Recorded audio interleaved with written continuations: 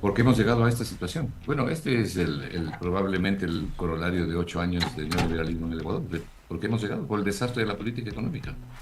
El Ecuador en estos 8 años ha recibido una enorme cantidad de recursos, que no solo que no han servido para su desarrollo, para su crecimiento, sino que son recursos que ahora tienen un peso gigantesco en la deuda, disparan el gasto público, destruyen la inversión del gobierno central y la economía no solo que no crece, sino que se contrae.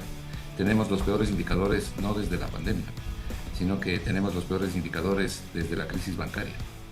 Y esto es mucho decir. Lo que tenemos es un desastre de economía caracterizado por estos y otros indicadores, ¿no? Son fundamentalmente los indicadores laborales, los indicadores de empleo, los indicadores de crecimiento económico y los indicadores de pobreza.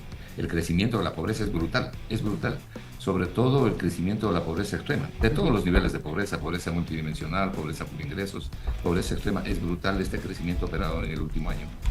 Y claro, nosotros estamos esperando una contracción fuerte al final del año porque tenemos 3 trimestres de contracción económica, según ha dicho el Banco Central, y estamos esperando al final del año una contracción, o sea, al menos 2% de crecimiento en la economía, lo cual conforma todo un cuadro de conjunto que muestra el desastre del neoliberalismo, el desastre de los neoliberales que han llevado adelante esta política y también el modo de resignación de la gente, ¿no? Porque es incomprensible que el Ecuador se haya convertido en el país de los pobres de derecha, ¿no? Y no entendemos eso y seguimos apoyando a los neoliberales, no merecemos tener un mejor país. No es difícil entender lo que está pasando en el Ecuador. Es un modelo desastroso aplicado en el Ecuador que privilegia el gran capital, que favorece a unas élites extractivas y liquida a los pobres, como estamos viendo con todas las estadísticas de las que usted hacía relación. Y de paso, liquida la tranquilidad en general de todos de quienes vivimos aquí. Entonces, si esto se concreta, el impacto es enorme para los países pobres y particularmente para el Ecuador, que tiene su economía despedazada. O es que no nos damos cuenta aquí, la gente tiene dificultad en darse cuenta de lo que pasa con los servicios públicos, la gente que se muere porque no le atienden en las diálisis, porque el seguro social no tiene lo básico para atender a la gente, porque los asesinatos se multiplican todos los días, porque la inseguridad es brutal en el Ecuador, porque no tenemos inversión internacional, porque la inversión nacional privada está herida y desacelerándose. ¿Por qué? Porque no hay demanda, la demanda y el consumo han caído. Y porque evidentemente todo esto impacta en el crecimiento económico y en el empleo.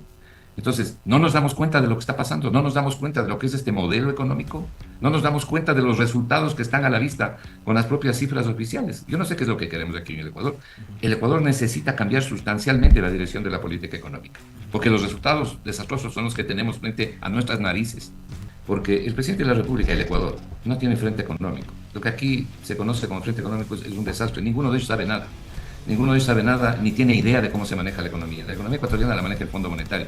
Y algunos asesores neoliberales que normalmente aparecen alrededor de los funcionarios públicos para dar, entre comillas, sus ideas. Pero todos ellos tienen que ver a la República.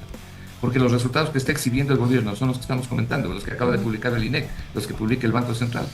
Los niveles de deuda que está publicando, las estadísticas de deuda pública que publica el Ministerio de Finanzas. ¿A qué se debe eso? ¿A buena economía o a mala economía? Es pésima economía. Porque usted no puede, si tiene un problema en el corazón, irse a hacer curar con un carpintero. El Ecuador necesita una buena junta monetaria que entienda lo que es la política económica, que entienda lo que es la política monetaria. Necesita un frente económico estructurado que le ayude a la gente. Este desastre, evidentemente, ha sido acumulado a lo largo de 8 años, pero explota en este año por todas las cosas que se han producido, entre esos, por ejemplo, por los apagones y por la destrucción absoluta de la inversión. Si usted no tiene inversión, mire, no tenemos inversión internacional. La inversión privada nacional está en franca contracción. Y está en franca contracción fundamentalmente porque la demanda ha caído. Entonces nadie produce más porque no tiene a quién vender. Y por supuesto, cuando usted no tiene inversión ni nacional ni internacional adecuada, no puede generar crecimiento económico. Y solo el crecimiento económico genera empleo. Como no genera empleo, como no hay más empleados en el Ecuador, el Seguro Social recauda menos de lo que debería recaudar porque tiene menos cantidad de aportes, por menos aportantes. El SRI recauda menos porque el PIB está en contracción. Les invito a los economistas y no economistas a hacer un simple cálculo. Si la economía ecuatoriana solamente hubiera crecido 3,5% anualmente, ¿sabe cuál sería el PIB en este momento? 155 mil millones de dólares. Y estamos rogando a ver si es que avanzamos a los 122 mil, es decir, 33 mil millones menos de lo que deberíamos tener. Cuando usted tiene un PIB de 122 mil frente a uno que podría haber tenido 154 mil, la base tributaria cambia. Entonces, eso tiene un efecto muy negativo, el no haber crecido, sobre las recaudaciones que hace la Seguridad Social y que hace el propio SRI. Eso usted no lo soluciona con más impuestos, porque el Ecuador está saturado de impuestos. Pues bien, aquí están las cifras de los propios neoliberales. Pues resulta que en el Ecuador tenemos más de 5 millones de personas viviendo con menos de $3 al día. De esos 5 millones, hay la pobreza extrema ha crecido. Hay 2.286.000 con corte al mes de diciembre pasado, ¿no? Esto es último. O sea, 2.300.000 ecuatorianos viviendo con menos de $1.70 al día, 70 centavos al día. Menos de $1.70 al día. Muy bien, estos 5 millones están dentro de 7 millones de pobres en pobreza multidimensional. Entonces hablemos de los 7 millones de pobres en estas diferentes categorías de pobreza. Los ingresos que esta gente tiene son tan miserables, tan paupérrimos, que es evidente que no pueden tener ahorros. Y le suben el IVA, no tiene ahorros para compensar el incremento del IVA. Entonces solamente puede hacer 3 cosas. Degrada el consumo, compra menos leche y le pone agua a la leche para que alcance. O compra menos papas y le pone más agua a la sopa para que alcance. Degrada el consumo. Y, por supuesto, para satisfacer las exigencias del Fondo Monetario Internacional, que seguramente estará pidiendo que el IVA suba al 17%, porque es lo que siempre han querido. Entonces, yo hago una pregunta aquí. Hago una pregunta a los economistas, hago una pregunta a la academia y le hago una pregunta a la gente. ¿Esto es lo que queremos? ¿En esto mismo tenemos que seguir? Llevamos 8 años en esto. ¿Por qué el gobierno no endereza su política económica? No nos lleva esto a ningún lado. Mire, no podemos pagar la deuda. Con el problema que tenemos de la deuda, si no arreglamos el problema de la deuda de alguna manera, no podemos salir adelante. El año pasado hemos pagado 8.800 millones en capital e intereses de la deuda pública con dinero del presupuesto del Estado. Es decir, me estoy refiriendo únicamente a la deuda pública que sirve el presupuesto general del Estado. Esos 8.800 millones del presupuesto del Estado que dedicamos a pagar el capital e intereses de la deuda significan más del 40% de los ingresos del presupuesto. Y significan más del 25% de todo el presupuesto del Estado de casi 36.000 millones de dólares.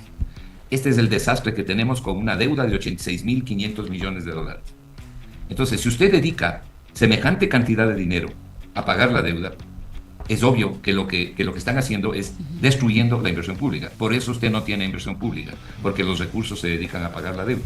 El Ecuador necesita un alivio fiscal en el pago de su deuda externa fundamentalmente, porque en la deuda interna no tiene ningún espacio fiscal. Ventajosamente, mire, la economía es una ciencia muy noble. Si usted toma las medidas adecuadas, si usted va en la dirección correcta, esto empieza a cambiar. Pero eso es lo que venimos pidiendo a los diferentes gobiernos que se han sucedido y también a la gente, porque la gente se resigna, pero se está resignando a estar jodida. Y no hay derecho porque sacrifica a sus hijos. La pobreza no solamente se expresa en estos niveles de paupérrimos ingresos. La pobreza se expresa en carencias en la salud, carencias en educación, carencias en agua limpia, el no tener vías de acceso, el no tener seguridad. Los brazos de la pobreza son varios, derivados de todo esto, derivados de la mala economía y derivados de no llevar adelante políticas públicas, pero en verdad encaminadas hacia el bien común.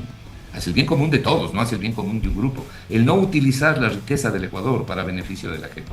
El no utilizar los campos petroleros para beneficio de la gente. El no entregar a privados la riqueza fundamental del país bajo el pretexto de que nosotros no tenemos dinero para invertir. Es decir, ¿dónde está el lomo fino en el Ecuador? Está en las telecomunicaciones, ¿verdad? Está en el petróleo. En el petróleo tenemos importantes recursos. Hay estudios que muestran que el Ecuador tiene una fortuna debajo de la tierra. Bueno, enderecemos la política económica, hagamos una política económica para la gente, volvamos a invertir en la gente. Aquí estamos preocupados del déficit y de la deuda, y resulta que no hemos arreglado el déficit ni hemos arreglado la deuda, sino todo lo contrario, Liceca. Porque aquí hay un grupo de neoliberales que le han contado a la gente que hay que poner en orden las finanzas públicas. Pero primero no han puesto en orden las finanzas públicas, no han arreglado la casa. Y siguen apareciendo en los medios de comunicación a seguirla engañando a la gente.